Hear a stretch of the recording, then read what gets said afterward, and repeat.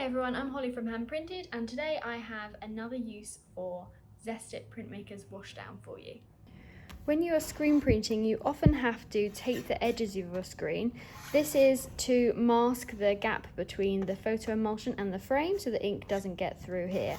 You might also use tape to block off parts of the design. I wouldn't ever recommend putting tape over the top of a design. Sometimes, if the tape has been left on for a long time, or if you've got a tricky batch, then you can, when you remove the tape, you're left with all this sticky tape residue.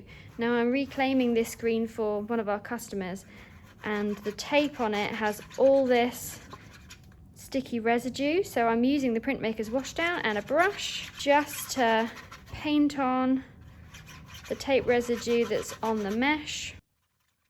And you can see that it is removing that glue. Now different parcel tapes will have different types of adhesive, so this won't necessarily work on every kind of tape. Zest It Printmakers Washdown is designed to remove acrylic based things, so I'm guessing that this is an acrylic based adhesive on this tape.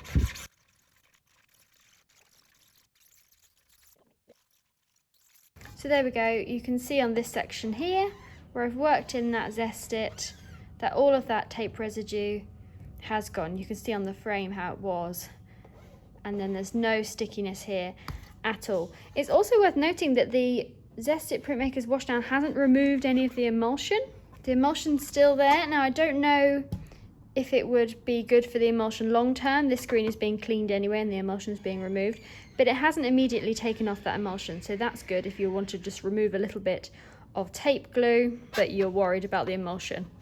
Then it looks like it will be fine. So we have this Zest It Printmakers Washdown. Make sure it's the Washdown and not the Printmakers Cleaner. We have this at handprinted.co.uk. Happy printing!